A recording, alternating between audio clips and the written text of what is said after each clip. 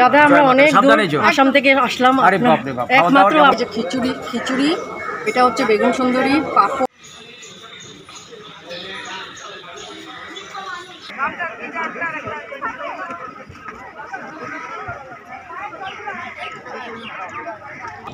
Hello everyone, welcome back to my channel Manti Adhikari vlogs. तो आज के आमादेर कोलकाता ट्रिपेर लास्ट डे छिलो और आमी एई व्लगे तोमादेर देखाबो आमरा एई लास्ट डेते आमरा साराटा दिन की करलाम और किभाबे काटालाम। तो आमादेर प्लान छिलो आजकेर दिनटाते आमरा धर्मतलार डेकार्स लेने चित्तबाबुर দোকানে আমরা ব্রেকফাস্টটা করব আর অরুণদার ভাতের হোটেলে আমরা লাঞ্চটা করব। তো সেই অনুযায়ী আমরা হাওড়া থেকে ভোর 6টার সময় মেট্রো ধরলাম আপ টু স্প্ল্যানেড। তো এই মেট্রোটাতে যাওয়ার আরেকটা কারণ হচ্ছে যে আমরা গঙ্গার নিচ দিয়ে এই হাওড়া থেকে স্প্ল্যানেড অবধি গেলে আমরা গঙ্গার নিচ দিয়ে যেতে পারবো। আর এই দেখো ব্লু লাইনটা ইন্ডিকেট করছে যে আমরা একদম গঙ্গার নিচ দিয়ে যাচ্ছি।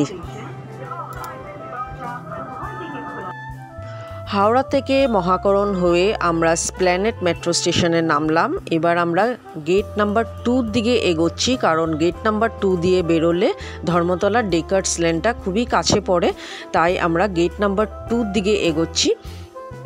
উদ্দেশ্য ছিল একটাই, আমরা আজকে সকালের ব্রেকফাস্টটা চিত্তবাবুর দোকানে করব আর লাঞ্চটা করব অরুণদার ভাতের হোটেলে। তো সেই উদ্দেশ্যেই আমরা আজকে ভোরবেলা বেরিয়ে পড়েছি। তো সারাটা দিন আমরা এই দুই জায়গায় আমরা খাবো না খাবো কীভাবে কি করব সব কিছুই আমি তোমাদেরকে এই ব্লগে তুলে ধরবো।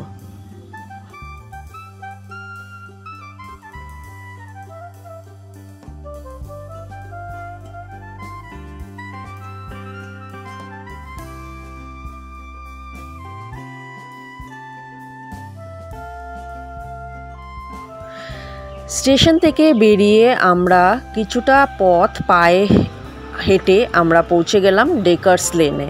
আর ভোরবেলা ছিল, ভোর 6টা সাড়ে 6টা বাজে, তাই এখনও সব দোকানপাট এখনও বন্ধ। আস্তে আস্তে করে এক এক করে খুলছে দোকানগুলো। আর এই দেখো আমরা ডেকার্স লেনে কিন্তু অলরেডি পৌঁছে গেছি। আর লাইন বাই লাইন, সারি বাই সারি অনেক খাবারের দোকান ছিল ডেকার্স লেনটা, পুরো লেনটা জুড়ে। তার মধ্যে থেকে আমরা সোজা চলে যাচ্ছি চিত্তবাবুর দোকানের দিকে। আর কিছুটা দূর এগোতেই কিন্তু চিত্তবাবুর দোকান, এই যে দেখো দেখা যাচ্ছে চিত্তবাবুর দোকান।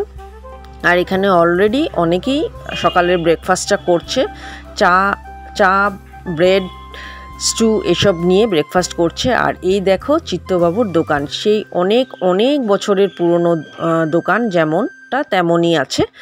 তো এই দেখো আমরাও বসে পড়লাম এখানে। কিন্তু আমরা যেই উদ্দেশ্যে গেছিলাম, ভেবেছিলাম যে চিকেন স্টু আর ব্রেডটা টেস্ট করব, কিন্তু সেখানে গিয়ে জানতে পারি যে 10টার আগে চিকেন স্টুটা অ্যাভেলেবেল নেই, মানে পাওয়া যাবে না। ভেজ স্টু আছে, তাই কি আর করা, কিছু উপায় নেই, তাই আমরা ভেজ স্টুটাই অর্ডার দিয়ে দিলাম। আর এই দেখো আমি জুম করে দেখাচ্ছি তোমাদের চিত্তবাবুর দোকান, সেই কিন্তু পুরনো আমলের যেমনটা তেমনই আছে। এবার আমাদেরকে দেখো গরম গরম স্টু বাড়ছে, একদম অনেক ভেজিটেবলস দেওয়া ছিল এখানে, একদম গরম গরম ছিল। কিন্তু একটু মন খারাপ লাগছিল যে আমরা চিকেন স্টুটা ভেবে এসেছিলাম খাবো করে, টেস্ট করব করে, কিন্তু সেটা আর হলো না, কারণ সেটা 10টার পরে পাওয়া যাবে। আর ততক্ষণ অবধি আমরা এখানে আর বসবো না, কারণ এখান থেকে আমরা আবার সোজা চলে যাব আরেক জায়গায়, তারপর লাঞ্চ করতে অরুণদার হোটেলে আসবো, এরকমই আমাদের প্ল্যান ছিল। তো যাই হোক, কী আর করা, আমরা এই ভেজ স্টু আর এই দেখো ব্রেড নিয়ে নিলাম, একদম গরম গরম ছিল টেস্ট করব বলে।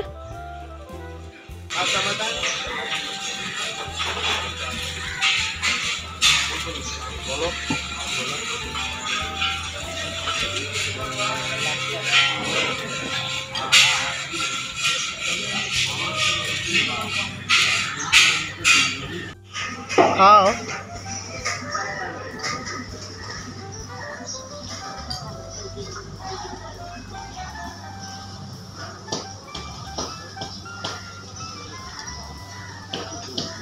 খুব টেস্ট।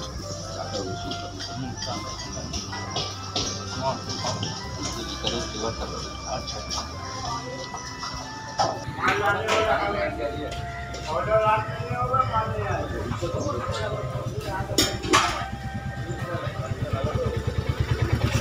কেমন খেতে? হ্যাঁ, চিত্তবাবুর দোকানে তোমার আশাটা পূর্ণ হলো। তুমি যেটা ভেবেছিলে, আমরা সকাল 7টার দিকে বেরিয়ে চিকেন না, হ্যাঁ হ্যাঁ স্যার, চিকেন না হলেও মানে তাও টেস্ট টেস্টটা চিকেন স্টু টাইপের। খুবই ভালো লাগছে।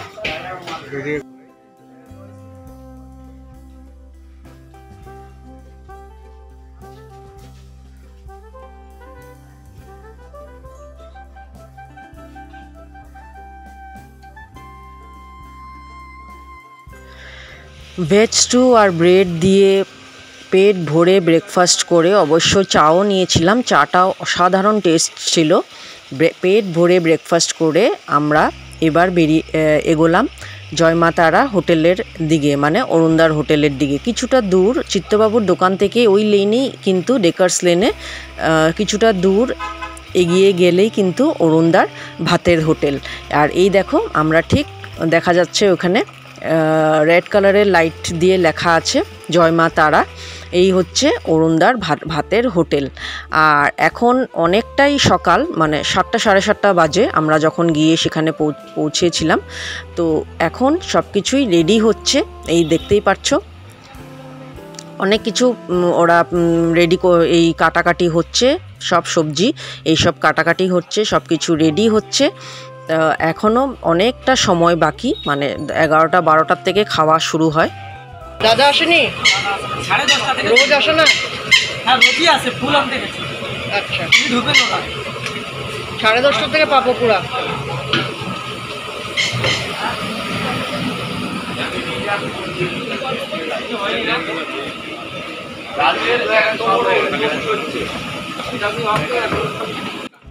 তো শুনলেই তোমরা, অরুণদাও ছিল না। অরুণদা সাত সকাল চলে গেছিলো ফুল আনতে। উনি ফুল আনবেন, স্নান করে এসে পুজো দিবেন, তারপর শুরু হবে সব কিছু।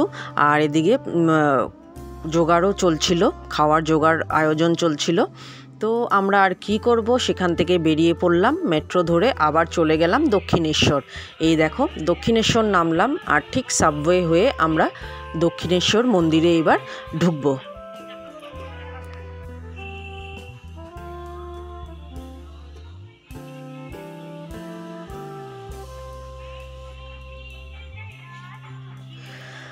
রানার খুব ইচ্ছা ছিল দক্ষিণেশ্বরটা দর্শন করার। আমরা প্রতি বছর কলকাতায় যখনই আসি তখনই দক্ষিণেশ্বরটা আমরা দর্শন করে যাই, পুজো দিয়ে যাই।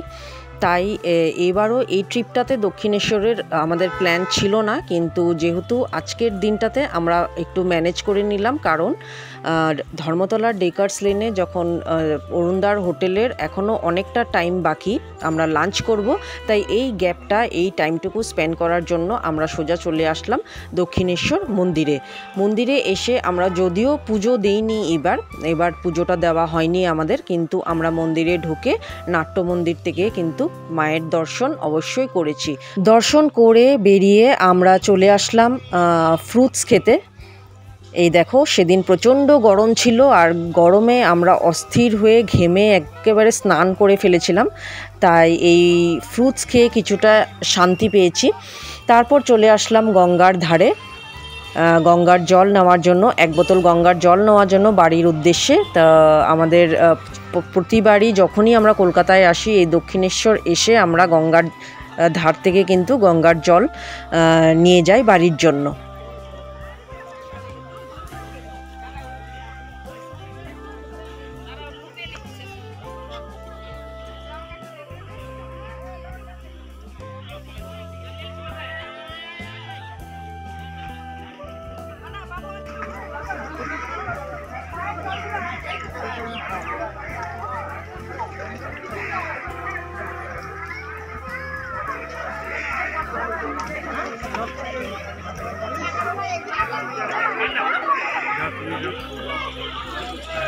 কাপড়টা উঠাও। 1 বোতল গঙ্গার জল নিয়ে নিলাম। তারপর আমি দেখো একটু হাত মুখ ধুয়ে নিলাম, গঙ্গার জল ছিটিয়ে নিলাম। গায়ে হাতে পায়ে, আর একটু হাত মুখ ধুয়ে নিলাম। প্রচণ্ড গরমে অনেক শান্তি লাগছিল, সেদিন অনেক গরম ছিল।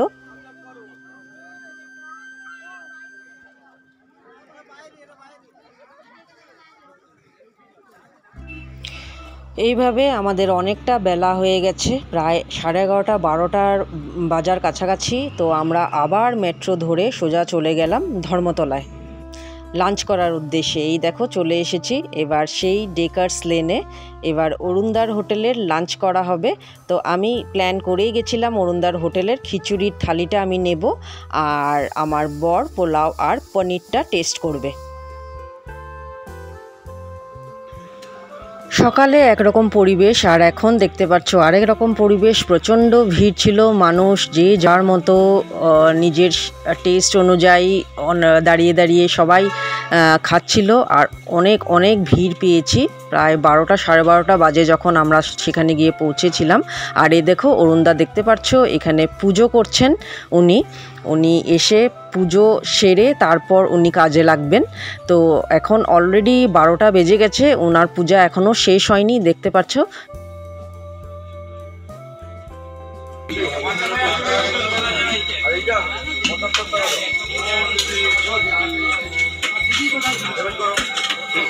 বেশি করে দেবে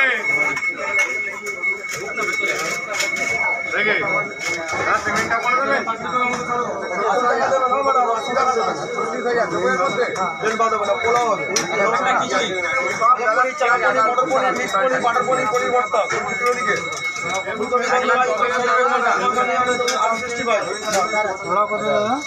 সবজি 80 টাকা আছে, 90 টাকা আছে। 80 টাকা দেবেন, পেমেন্টটা করে দেবেন। আর খিচুড়ি কত? 50 টাকা। বেগুন সুন্দর নিলে 80 টাকা।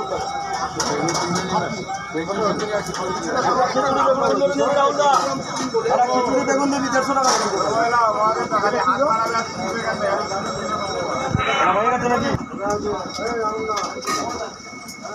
আর হবে খিচুড়ি বেগুন পেমেন্ট হয়ে গেছে দিদি ভাই? পেমেন্ট হয়ে গেছে?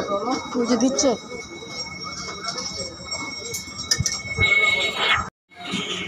কেমন? টেস্টি, খুবই টেস্টি।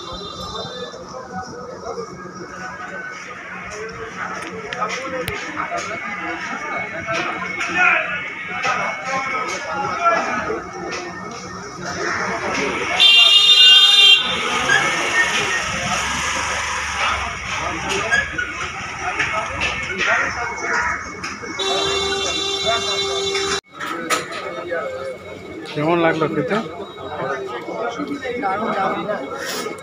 আমি পোলাও নিয়েছি, তুমি খিচুড়ি নিয়েছো। আমি দেখো এই যে খিচুড়ি, এটা হচ্ছে বেগুন সুন্দরী, পাঁপড় আর আলু ভাজা, পোস্ত আলু ভাজা।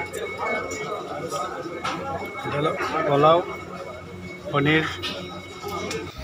চরম ভিড় ছিল, ইউটিউবার্সদের একটা আলাদাই ক্রেজ ছিল এখানে। সবাই একসাথে সব ইউটিউবার্সরা মিলে এখানে ইউটিউবের ব্লগিং করছিল। সেলফি, মানুষজন সবাই মিলে সেলফি তুলছিল অরুণদার সাথে, এই নিয়েই। আর এই দেখো এই মেয়েটা যে দাঁড়িয়ে আছে, সেও নিজের চ্যানেলের প্রমোশনের জন্য অরুণদার কাছ থেকে কিছু বক্তব্য নিতে এসেছিল। এই চলছিল, আর আমরা সেও খেয়ে এইসব দেখছিলাম আর ভিডিও শ্যুট করছিলাম। তো অরুণদা, এটাই দেখলাম যে অরুণদা সবার সাথে সেই একইভাবে সমানভাবে হাসি মুখ নিয়ে সবার সাথে কথা বলছে, সেলফি তুলছে। এই মেয়েটা দেখতে পাচ্ছ, ও কিন্তু নিজের দোকানে প্রমোশনের জন্য অরুণদার কাছে এসেছিল, আর অরুণদাও খুব সুন্দরভাবে ওকে সাপোর্ট করেছে, আর হাসি মুখে ওকে অনেক কিছুই কথা বলেছে, বুঝিয়েছে। তো যাই হোক, ওনার ব্যবহার আমাদের খুবই ভালো লেগেছে। তো এইভাবেই সারা দিনটা কাটলো। পুরো দিনটায় সকাল ব্রেকফাস্ট থেকে শুরু করে, চিত্তবাবুর দোকানে ব্রেকফাস্ট করার থেকে শুরু করে অরুণদার দোকানে লাঞ্চ আর দক্ষিণেশ্বর ঘোরা, সব কিছুই খুব সুন্দরভাবে দিনটা গেল আমাদের। সবার শেষে আমরা অরুণদার সাথে কথাও বলেছি। দোকান ছেড়ে তোমার বালিতে দোকান করছিলাম, বালিতে বিরিয়ানিওয়ালা যে দোকানটার নাম, ওটা ট্রাই করে আপনারা তো আসলে রায়মাতারার দোকানে, তাই না? লড়াই করতে হবে, এখনকার জায়গায় লড়াই আর কিচ্ছু না। আচ্ছা দাদা আমরা অনেক দূর সাবধানে যেও। আসাম থেকে আসলাম আরে আপনার- বাপরে বাপ, একমাত্র আপনার প্লেটটা নিয়ে যাও, খাওয়া টেস্ট করার জন্য, খাবার আপনার ভালো আপনাকে দেখার লেগেছে? জন্য।